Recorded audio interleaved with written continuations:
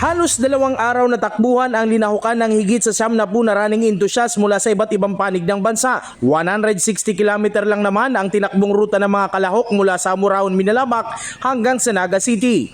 Inorganisa ang ultramarathon ng Camsur Base na Team Rapak. Takbo po! Takbo! Flower, nalalanta yun eh. Takbo, lalakas tayo. Ang iba mas piniling mag-celebrate ng Valentine's Day sa pagtakbo at iba sa pakiramdam ang mag-finish line sa ultra. Ito pong 160 talaga is pangarap ko talaga since nung nag-start ako running. 2023 lang. Tapos nakikita ko yung ibang running na 160. Tapos nagkataon talaga na meron patakbo si RD na Camsur 160 from Naga, yung Legazpi to Naga 100. O tuloy mo na, di ba? Dagdagan na natin. Dagdagan pa natin lang, maagang Semana Santa, bukod sa Valentine's Day na, may pa Semana Santa pa, penitensya.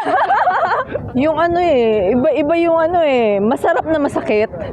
Alam mo yung parang pag sinaktan ka ng ex mo, balik-balikan mo pa rin.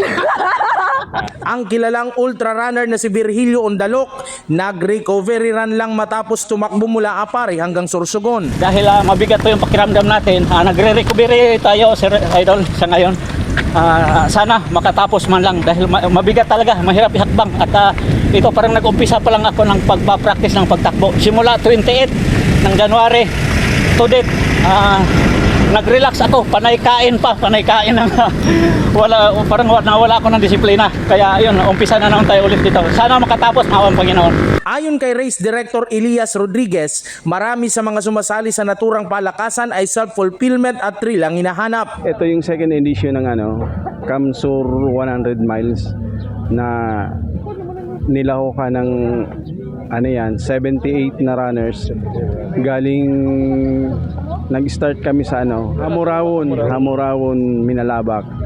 Tapos lumabas sa Tagbong Pili, then diretso Naga, Kalabanga, Tinambak, labas Goa, then balik Pili, then Naga. Siyempre yung mga hinahanap nila ng sakit ng katawan, yun ang nakukuha nila dito. Ibibigay ng Team Rapak. Struggle sa yung ruta talaga. Medyo ahon ka. Maraming ahon pala. Nag-steady lang ako sa training ko sa endurance, aerobic endurance pace ko. Magayon ko kaso sa last 9 km ay siguro mga 10 km yon. Talagang ang bitis ko grabe na. Namaga. Tapos sa last 9 na dahil na talaga, dahil na ako nakadalagan. Halos inabot ki 3 hours. Kaya lakat sulakaw na lang baga na pilay-pilay na may sugod. Hapon ng Sabado sa cut-off time na 6 p.m. 45 ang nakatapos sa opisyal na 78 na kalahok.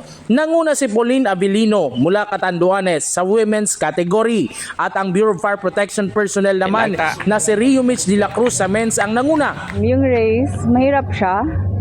So, do or die talaga. So, kailangan prepared ka mentally and physically. So, yun. Sa Minalabak naman, yung ahon talaga, quality. So, kailangan mag-push ka talaga doon. On point dapat yung nutrition mo. So, every 30 minutes, yung intake ko, minomonitor ko talaga siya. Tapos per hour din yung salt ko. So, yun yung naka-help para masustain ko yung pace ko. And hindi ako ma-debunk or like mawala ng energy all throughout the race. Consistent training, consistent runs. So, every day, 6 days a week. So, nagdadalagan kita minsan twice a day, 6 days a week.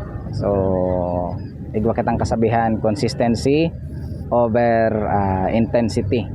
So, iyo talaga yan ang mapa-improve kang sa imong running. Sa ganitong pagtakbo, hindi umano paunahan kundi patibayan ng resistensya at isip ang nananaig. Sunod na destinasyon ng mga karapak ang rutang daet hanggang Naga. Jan Amador, CSN.